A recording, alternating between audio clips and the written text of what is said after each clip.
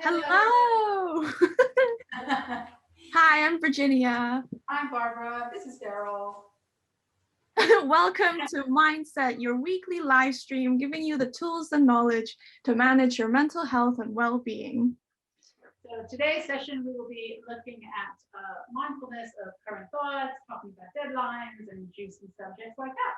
And Virginia will be doing some live scribing. I'm just going to turn it right over to Darryl because I don't really know how we would describe this bit, except that it's going to be practical and it's going to be around thoughts and deadlines and stuff like that, perfectionism, all that good stuff. Yeah. So what we're going to do today is we're going to try to help people, give people some techniques around thoughts, about what they can do with their thoughts. And what we were going to do is Barbara's hopefully got an example that she can bring up, and we'll go through it. And as we go through it, I'm going to give people some tips on what they can do. So the first thing about thoughts is that you see a lot of people that suffer or what I would call unnecessary suffering, and their actions as a result of their thoughts and their suffering. A lot of the problems are caused by what we think, and it's very difficult, to control. It's very difficult to control our thoughts, and that's not actually the aim. And over the years, what science has sort of realized is that the skill about thoughts is not to try to block them, is not to try to cling on to them and look at them in any particular way, but to develop other kinds of mechanisms. So we're going to see if we can do that with Barbara now, and she's going to maybe give us an example of something that's happened over the last, 10 minutes or so, or maybe a bit longer, or so. So maybe something that's happened that affected the way that you think. Okay, or let's reinforce the way that So for example, I was cycled in this morning and I was cruising in and I was thinking, get in, have a cup of coffee. I thought I'd have a nice slow start, go around, greet people, slap a few bats, have a cup of coffee, maybe a croissant, and then I looked at my watch, and it was actually half an hour later than I thought it was, and I had my schedule for today, and all of my thoughts started to change. I started to think, what am I going to do? I've got no time. I'm going to have to rush around, and so everything sort of changed from today. So I was thinking maybe something like that. Yeah. Okay, so so I did a vlog post for somebody as a new job because I work as a video presenter, and so it was like me and my cat, and it's something that that's really important to me because it could be like half of the base income that I need if I get the job. And they wanted a test video first, so I did the test video and I sent it in, and it was due yesterday, and they downloaded it on Monday, and I still haven't heard anything. When I checked the email this morning, and so then the thoughts that start coming are, well, they were already there the whole weekend, but like catastrophizing, like just thinking, what if they don't like it, and no news is good news, but then it flips to mostly like, oh, they don't like it, I'm not going to get it. Yeah. I haven't heard anything. They're just waiting to tell me. Okay. Yeah. And so have you done anything? Have you? Yeah. Like what so you can see these thoughts. So what have you done as a result of all of these different thoughts? Well, I wanted to, when I first had those thoughts, I wanted to email them straight away, but I was quite distressed. So I thought maybe that's not the right time to email them. Maybe I should wait until I'm not at 90 sadness or whatever. So What would you have emailed them? I think I would have emailed them the same thing, but it would have sounded more desperate. Okay. So I emailed this morning instead when I was waiting for you. Okay. And I because I thought I really want an answer, so I just have to put aside the sadness bit and pretend that everything is fine. And Okay. send a bubbly email that's like, hey, Rachel, I saw that you downloaded Sponge in my, vlog. He and I are waiting with bated breath. Ha ha ha. Right. So what do you think you would have said? Like, say you'd have made, I don't know, maybe an assumption to start with. Maybe if you'd have started with assuming that they just didn't like it. Yeah. How might your email? I did do a bit. You did do a bit of that already. And in the email that you sent? No, when I sent the video, I mean, it was a subtle thing, but I said something like, Not my best. I said, no, I didn't, wasn't that bad. Okay. I just said, I really look forward to the feedback, particularly as it's the first one. So for me, that's already like not normally what I would say. But yeah, if I had sent it when I was in a really sad place, I would have been like, I hope it's okay. I didn't do the color correction because I didn't feel it needed it, but if it does, let me know. And I know there's a couple of ums in there. So let me know and I can cut those out. Right. It's groveling. Right. So what the message that you would have sent would have changed depending on what you were thinking. Yeah. And if you have a tendency to think in catastrophic ways, right? So part of the issue is that when people start to treat their thoughts like they're facts, like it's the truth, it can then lead us to act on because we act on facts, don't we? So the first skill here about this is start to differentiate between a thought and a fact. Yeah. And so it sounded like, I don't know, did you notice that like when you were saying, well, I noticed that I was having that thought, it sounds like you were starting to think, well, is that a fact? You were starting to consider the option of like, is what I'm thinking the truth here? Yeah, I mean, I did check with my son yesterday because he's a film production cinematographer person. And I did say, what do you think of the quality? Do you think it's good enough? And he was like, definitely good enough. Judging on what they wanted, it's totally good enough. Right. Of course, I don't believe him. Well, I believe him, but then I still have the thoughts anyway. Right. So you can so from what you're saying, I can see 3 different options of emails that you might have sent based on what you thought. Yeah. But what is the fact? The fact is, I haven't got a clue. Oh. But how often do you think But I want to know. I know you want to know, which is different from knowing. But so I wonder how many times other people they do actions based on not knowing. It's like Yeah. I mean, that happened again this morning. Yeah, with something different. Yeah, when I was very tempted to act and I did not, but my face kind of spoke for me. Right. Yeah. Okay. So do you could you see that there are different kind of thoughts then? Like there are different. Well, that we all Positive and negative ones? Yeah. Well, I'm not a big fan of positive and negative thoughts, but I think there are all kinds of thoughts. I think people have all kinds of. Like what? Well, so there's helpful thoughts, there's unhelpful thoughts, there's catastrophic thoughts, well, maybe we'll do an exercise. Maybe do an exercise around it. So what I want you to do, or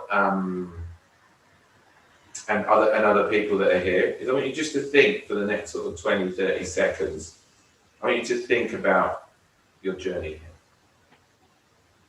So just think about your journey here.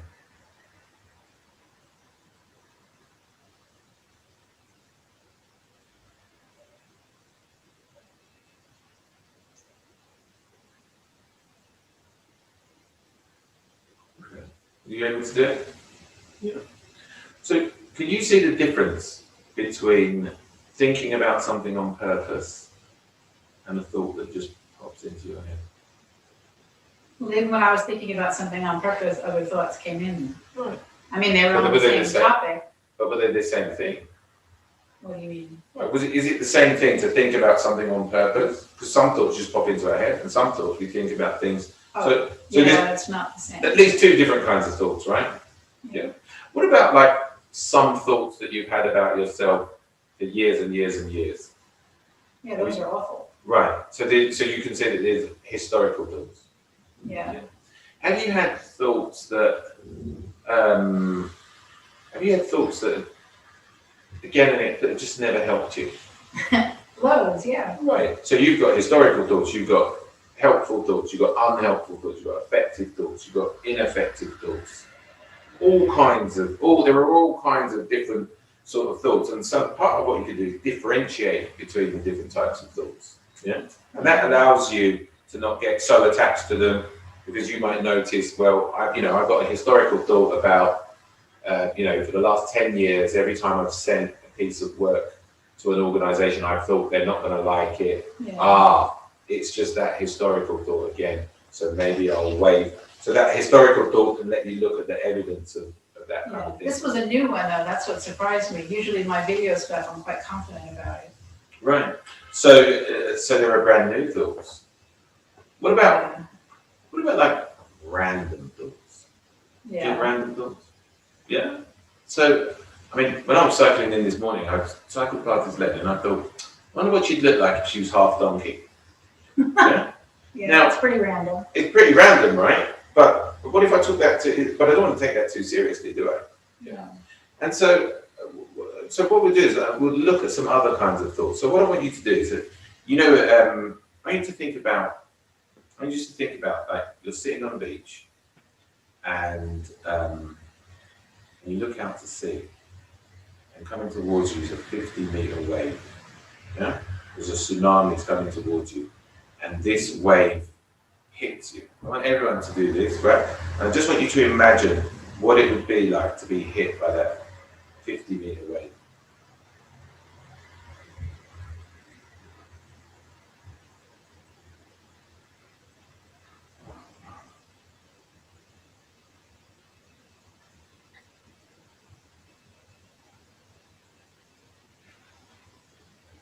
So what happened? What did you imagine? Well, it would be scary, and I didn't know which way was up because I would be sort of tumbling like that, and I would have no control over anything. Yeah, and what about you? Sounds very familiar. Yeah, and what about your breathing? Well, I wouldn't be breathing because I'd be underwater. Right, so you'd be like struggling for air. What do you think would be happening? Would your eyes be open and popping, or? Yeah, open to try to find where the surface was. Yeah, it's like like scrambling and. Yeah, okay. So I suppose the question that I have for you is that, do you think, is thinking about a tsunami the same as being in a tsunami? According to the brain, it might be, right? According to you now, do you think it's the same thing? No. No. So you see, although thoughts can be catastrophic, the events, although thoughts can be catastrophic, events rarely are.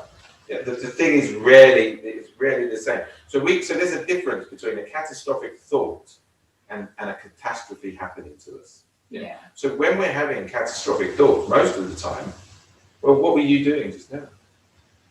Thinking. Well, what else were you doing? Sitting. Yeah.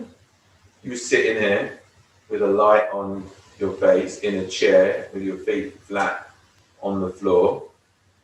Big difference between what you're thinking and what's going on at the time. And when people have panic attacks or they have very difficult thoughts, that separation isn't quite there in the same way. And so sometimes what we do for people is, when they're having thoughts like this, is you just get them to describe what they're doing. Yeah? So, sometimes I have people phone me up and they say, I want to kill myself, and they're at home and they're pacing up and down and they're saying, I can't cope and I can't take this and I can't do this anymore. And I might be like, well, what are you doing? What are you actually doing? And I might get them to describe to me, well, what are you actually doing? And what they then say is, well, actually, I'm in my living room, I've got the phone to my ear, and I'm walking up and down lots of times, and my face is hot. Things like that. Yeah. And so what we want to do with thoughts, or one of the skills about thoughts, is to remember that we aren't our thoughts. There is a difference between a thought, an action, an event, and sort of keep the idea of a bit more separate. Yeah. So when you were having some of these thoughts about sending this thing before, were you having any sort of questions, like sort of ruminatory, like why questions? Like, why aren't they getting back to me? And Yeah, because it was due yesterday, so I would have thought I would have heard by now. so you thought you would have heard by now. What Yeah. did they actually say? Well, they haven't said anything yet. I mean, Did before, they say to you, we'll get back to you on Tuesday? no. Oh, really? Did they say that they would get back to you on Thursday? No, they said send it in. They said we put the due date as Tuesday because then it gives us time in case we have to make any adjustments before we publish it on Saturday. So did you see? Yeah. So did you see the difference? Right. So maybe they're waiting for feedback on Saturday when they publish it. I don't know. But can you see your face something like that? I'm not a fool. But can you see the difference that actually you were not going by the facts? It's not like they've broken a promise to you, have they? No, but if they say. But you see that but almost never leads to feeling any better. But they did. So they haven't actually said anything. Yeah. Yeah. Sorry to interrupt. We have a question. How can we deal with intrusive, invasive thoughts? Well, this is what Barbara's having, right? So the first thing is that, although there are different types of thought, invasive, intrusive thoughts are just similar to catastrophic thoughts, right? They're not linked to an event. They're just a thought. So so what is a thought?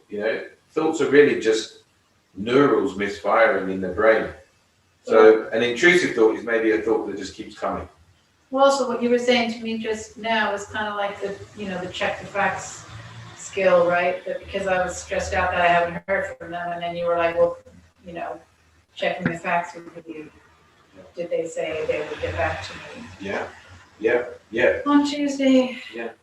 So what we're really looking for, the answer to that question is that, what we want to do is give ourselves distance from our thoughts. Because if we can distance ourselves from our thoughts, like Barbara's jumped into her thoughts, hasn't she? She jumped into them and she started acting on them and things like that. So what we try to do in terms of intrusive thoughts or others is the first thing is just to notice thoughts as they are, to not analyze them. Because when you start analysing thoughts, it causes all sorts of problems.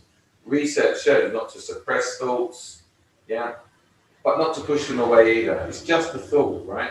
I think that's one of the most helpful. It's just a thought. It doesn't mean anything, I mean, I don't think in the UK anyway, I don't think there's anyone in prison for what they think. In fact, I don't think there's anyone in prison anywhere in the world for what they think. No, that is once they say something. Okay. Or write something or do Right. something. So when, I don't know, political prisoners and stuff like that, right? They must have said something which is an action. Yeah. They must have written something which is an action. But not for thoughts. Not for thoughts. And I think that, people that are here is like take their thoughts way too seriously.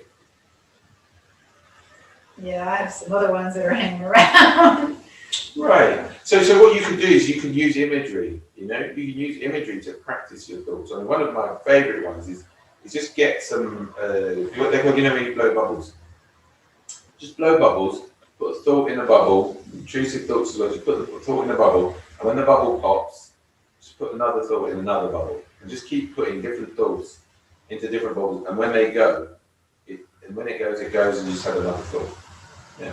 And this is what they call neurological structuring. So what you're doing is you're practicing having a thought and just let it. A bit like the colours.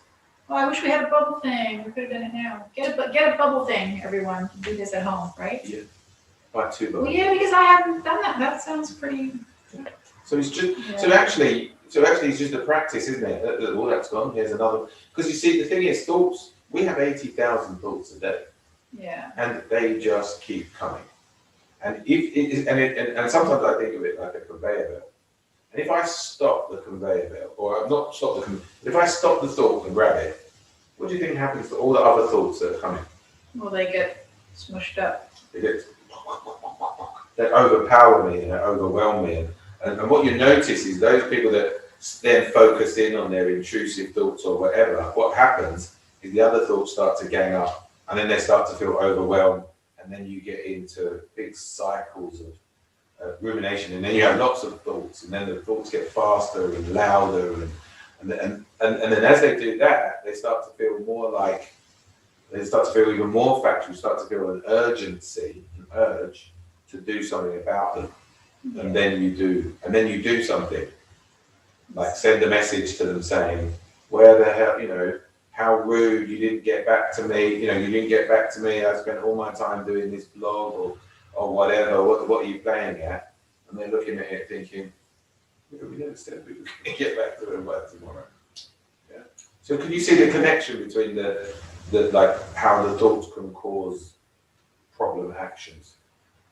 Yeah, but then what else can we do with the ones that, like, what about the historical ones that always come, that there aren't any facts to check? Give me an example. Well, like, I'm worthless, or I'm a failure, thoughts like that. Yeah, okay. So there's different things that you could do. One, you could see it as a thought. Yeah. The second one is you can notice it as that, oh, that's a thought that I keep having. And then you can go back and you can look at it, well, you know, well, what would other, you can challenge the thought. What would your mum say? What would your kids say? What would your friends say? What would your work colleagues say? What would people employ you say? So you can challenge thoughts, you can counteract them, you can ignore them. Easier said than done, right? Yeah. Right? But there are ways to ignore them. You can notice thoughts in your body and change, change what you do with your body. So when you were having these thoughts earlier this week, what did you notice in your body? Well, I was like hunched over, and my head was down, and I was probably crying, and yeah. Okay, so did you have that squeezing sensation in your chest? Yeah, Your face hips? hot, yeah. Yeah, what about your toes and your hands? Probably doing something like this. Yeah. So actually, what you can do is you can change the way that your body responds, because actually, our body. So as you would have got hotter and your hands would have got tighter, those thoughts would have intensified. So therefore, if you would have changed the body sensations, Yeah. the thoughts would have changed somewhat as well. Well, the biggest thing that helps me is the building mastery thing. Like, I'll go and play piano, or I'll go and start singing or something. Yeah, you can distract away from thoughts. Look, doing this stuff with thoughts it can be difficult for people, and it takes practice. But there are also things that people can do about the way they treat their thoughts. What if do you drive? Yeah. Yeah. So, can you drive a minibus or? No. No. Okay. So let's say you're driving, I don't know, a 7-seater, and you're driving through it, and you're a bit lost, and you've got loads of people. Everyone's got an opinion, right? When you're lost, everyone's got an opinion, right? But there's your family sitting there, and everyone's got an opinion telling you to go in different directions and things like that. What would you do if you listened to all of them? I wouldn't go anywhere. I would just stop and. Yeah. Yes. So, but you can't throw them off. You can't throw them out of the car either, can you? Well, I could. But You could. wouldn't But let me. would you want to? I would want to. Yeah. Yeah. But I wouldn't. family members going to come back to haunt you a little bit, right? Yeah. Yeah. So you can treat them, right? You can treat them like that. You can't throw them off. Yeah. But what you can do is you can just keep driving. You can keep doing the actions that you want to do, and to some extent ignore them. Yeah. So when I talk about ignoring them, I'm not talking about avoiding them. What I'm talking about is acknowledging them, not pushing them away, not suppressing them, but allowing it. Oh God, I want these people to get off. I wish this person would stop talking, and just let them start to sort of move through you. Or you can, or sometimes when it happens to me, I start putting funny voices on. Oh yeah, I've tried that. I would have like SpongeBob talking to Patrick, Right. And SpongeBob would be me, like complaining, like, Patrick, I think I can't do it. And then Patrick is like wise mind, because he always has Yeah. He is. It's really weird. He always has good advice for SpongeBob. Right. Yes. So look, I suppose. We have a question. Yep. Since you've talked about destructive thoughts, which causes distress, how can we cultivate constructive thoughts? Well, I suppose I'm not really subscribing to destructive or constructive thoughts. I'm just saying that thoughts are thoughts, and that actually, if I have a thought to punch Barbara in the face is no different from a thought to eat a donut or the thought to smile at someone. It's just a thought. It's meaningless. It's meaningless. We don't have to put an action around it. We don't have to put an action around the thought. A thought has never hurt anybody. A thought has never hurt anybody, has never killed anybody. It's what you do with it. So what we're really trying to do is we're not trying to change our thoughts. Yeah? And that's when you talk about constructive and destructive and all of that. You're trying to change your thoughts. What we're really trying to do is change our relationship with them. Yeah? We're changing our relationship with them in a variety of ways, changing our relationship in terms of, you can sing your thoughts, you can become more at ease with your thoughts. I don't know. So you can like play with them and stuff. Yeah, do it like a football chant, do it like you're reading the weather. Yeah. Change the impact of your thoughts. And I suppose before we finish, we've only got a few minutes left, right? For those of you that are there, like having all of these why thoughts, why is this, why are they doing that, why are they doing that? These are some of the most difficult thoughts, is why. Reacting to a thought and asking why, is not particularly that helpful. So Barbara, let's say you were having a walk in the mountains, right? Yeah. Yeah. Nice. The weather's going to be nice too. And you're going from one mountain village to another mountain village. Yeah, that's your task for the day. And as you're walking through the forest, you come across a valley. What would you do? Big, deep crevasse. What would you do? Go in the valley. I don't know. Yeah. Would you go down into the valley and up the other side and go on to the village? If I couldn't see a bridge, yeah. Right. Okay. So you wouldn't just stop, freeze, and spend days there thinking, well, why is this valley here? No. Right. Well, you see, and it's a bit like that, yeah? So what you do instead of getting caught up in your thoughts is think, well, what am I trying to do? Where am I trying to go? Where am I trying to go? I don't know. Maybe the chances are, right, that you walk through this valley, you get to that village. Maybe someone will know. Maybe you could say to someone, oh, on my way here, I saw this big valley. And they say, well, I don't know, 60,000 years ago, there's a big earthquake and it all split apart.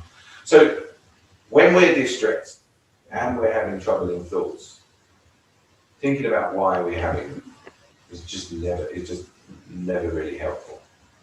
So, and sometimes you might find out afterwards. So the question I have for you, right, is all these why questions. So what makes you think on a cold, wet Wednesday in May? Oh, yeah. Ding, ding, ding, ding, ding. We have a question. How can we process emotions constructively when they are tied to thoughts? They seem to bridge the physical thought boundary. You both feel them and think them. Are emotions facts? No, but that's the point, isn't it? That actually emotions are not necessarily tied to thoughts. Thoughts are a tiny part of an emotion, and I suppose my answer would be there is a big difference between a thought and an emotion and a fact. And if you can keep them separate, you're going to have a lot more control. Yeah, because sometimes I just feel an emotion, I don't even know what it is. I just feel the body sensations of it, and I don't have a thought that goes with it. It's just the overpowering, chest tightness and face hotness and whatever. What were you telling me about? You were saying something about something.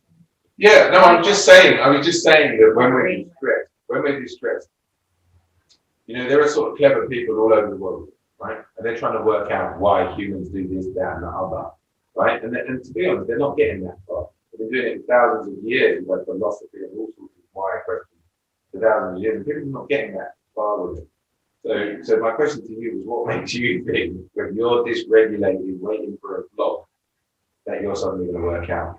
Why? Why are you having these kind of thoughts? So that would be. You think you're going to be able to work it out? For sure.